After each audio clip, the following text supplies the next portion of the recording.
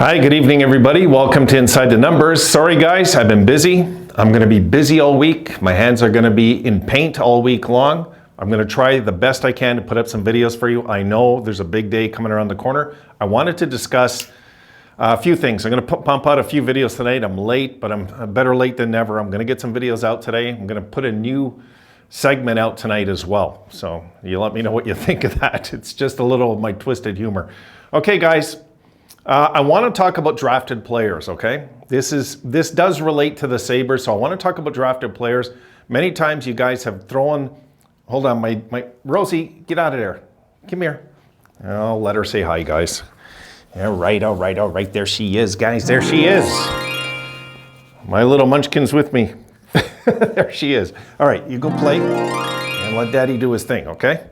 So guys, I want to talk about drafted players, eligibility, things like this. Let's get into it.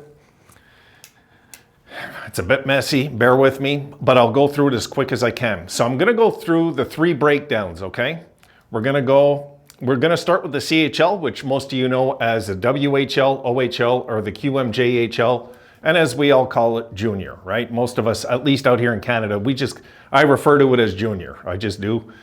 I'm talking about these leagues when I refer to junior. Now, I'm going to go through the rules when it comes to drafted players, best I can, get it out there, because there has been questions I've seen on here, confusion. I hope this clears up a bit of it.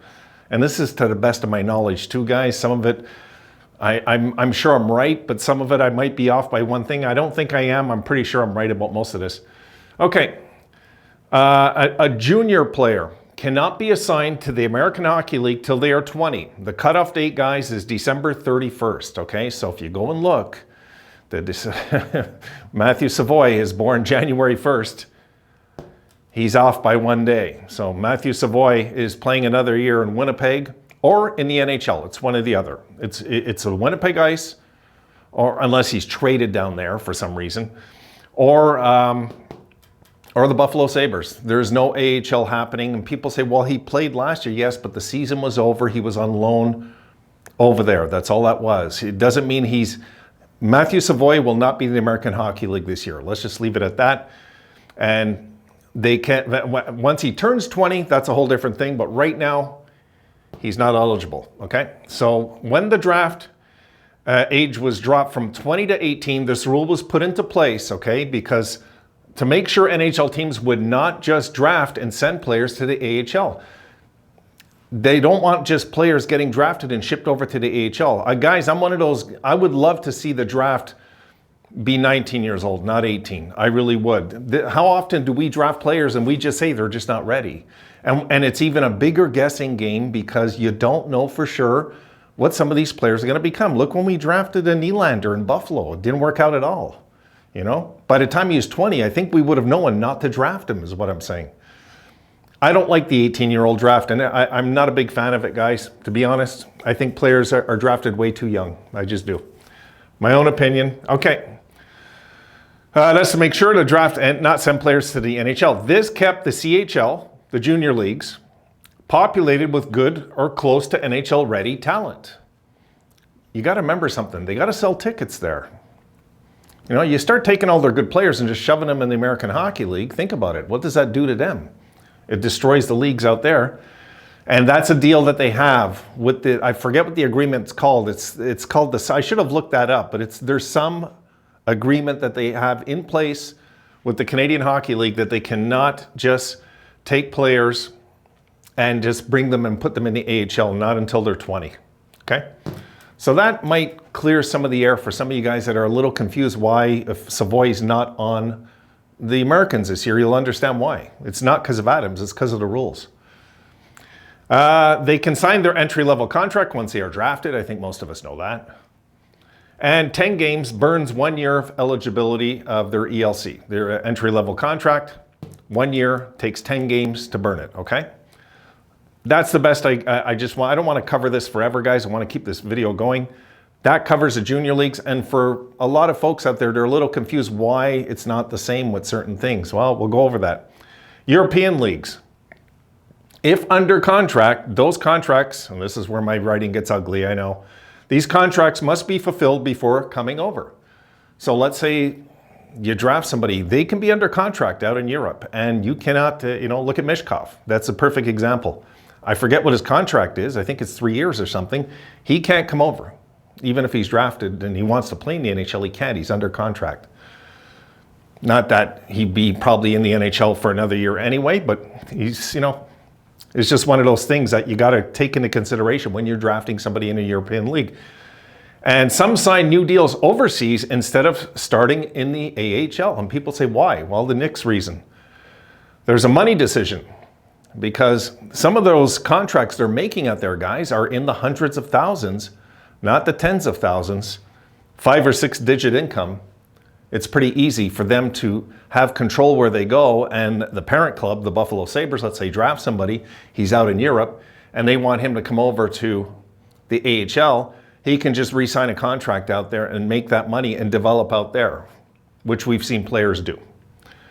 There is a money decision, of course, and that's what I put here. The difference is 5 or 6 digits. It's important. The 20-year-old rule does not apply, though, for players drafted out of the European League. So if we get somebody, he's 18, we can put him over, he can be 18, turning 19, and he can go and play in the AHL. He can go and play if we so desire, and so does he. So let's keep this going. That covers the European leagues and the NCAA. Okay, this is where it gets a little tricky, I think, for some of us, because especially for me, I have always not understood the one-game thing. You guys have pointed it out to me more than once because I constantly forget this. I put it down today because it's important.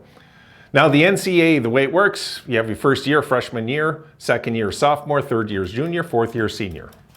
Most of us know that. Players are eligible to sign their 3-year entry-level contract after their freshman year. So after their first year of college, if they choose, they can sign. And I believe their academic program can let you even study at home and stuff still, if I'm right. I don't know how it works, though, once you sign an NHL contract. It gets a little confusing there. It does. But if you remember, Devin Levi was still doing his studies when he came over, so I'm not too sure about it. I did read up on their program, though. It's really meticulous. It's well done. Their education, them pushing education on kids is a really smart idea, guys. It could have helped me. It could have. All right, so players are eligible for their 3-year entry-level contract after their first year. Once players are 22, 23 years old, the entry level has to be 2 years, okay? And people were asking me, well, how come that Ryan Johnson, perfect example, Ryan Johnson signed a 2-year entry-level deal, remember? Folks, he's turning 22 before September the 15th, okay? He's turning 22. So he does not have to sign a 3-year entry-level. And he also, you're thinking, well, he could have burned a year and all this. Kids aren't exactly enticed to burn a year because in reality, guys, they're going to make the big money anyway, probably in the same timeline, because you can get away with a 2-year entry level. It doesn't really, this is why I think the Sabres have started something in the NHL, because we're kind of the founders of this, I find, Adams. We're not worrying so much about entry level because we can throw them on a bridge deal if we feel they, it's just like another entry level. It is, you know what I mean? So 2-year entry level for 22 and 23-year-olds. Once players are 24 years old, 1-year entry level is all they have to sign. Before then they become RFA after. And they can become UFA after completing their senior year, their 4th year. This is the thing that pisses off a lot of you, yes. Graduating year. Now that's their graduating year. And of course, 1 game played in that same year burns 1 year of the ELC, which is really not a huge thing, guys. It shows confidence in the kid. You're bringing him in, you're getting him ready. And look, we're not here just to penny pinch. We're here to win a Stanley Cup, okay? You're part of this. We believe you're part of this. Come on in. We'll figure out your contract. We'll figure out the numbers. Don't worry. And that's it. But I think here is the one thing I don't like with the NCAA is that after completing their senior year, they can become unrestricted and basically sign where they want. But when you put all that effort into schooling, it's almost like they're being rewarded for being good students. You know, it's kind of the way I look at it. So it's not so unfair either. It's just the rules, guys. It's just where's Rosie? What are you doing, Rosie? Oh, there she. She's right in front of me. I didn't notice her. So that's it, guys. And there she comes again for another visit. My God, my little dog is getting chunky. We've been eating too much junk food. She's. Give me a kiss. No? Nah, she says no. She's shy too.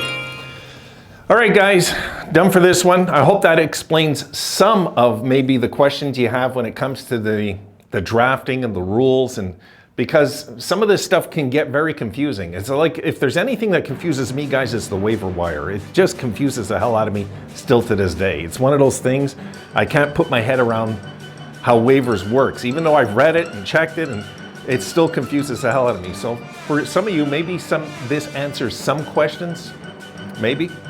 If not, well, read up, check up, I don't know, look online. All right, guys, I gotta keep moving. I got other videos coming your way. See you now.